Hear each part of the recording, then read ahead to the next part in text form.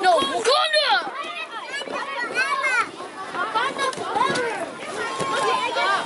What did it do to it?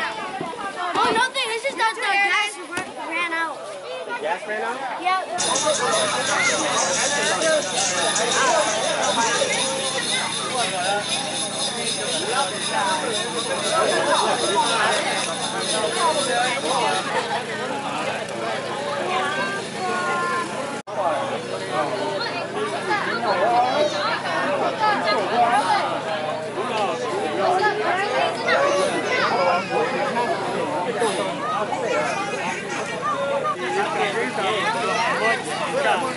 Lên trời của một em của một hỗ trợ một cầu nút tiền cái luôn đi mua để lên của giờ lên của giờ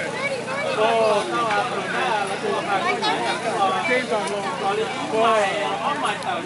nhá từ cũng giờ một cầu nút cầu đi cờ kề còn đi cái chuyện nó một chuyện còn những con người ta còn nếu một ra một cú mơ cho chúng ta nó là đâu thì không có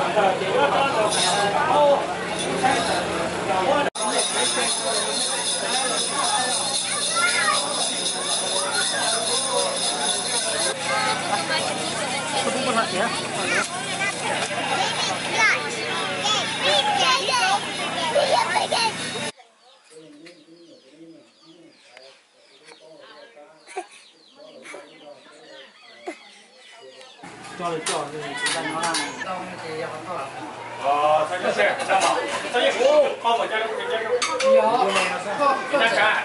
có thể cho hai đi trà lò hai đó như hai chúng tôi thì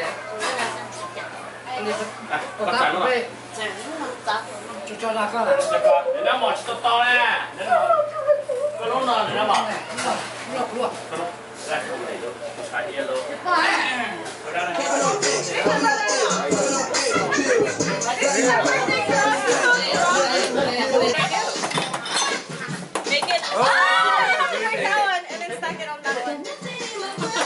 Are you sure it's a good law? You have to wait. Oh, maybe. You go again. So you make it. No, yeah. Right. Oh, you never do it now. Go!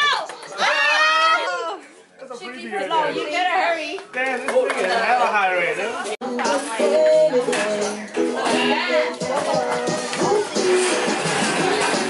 So mad.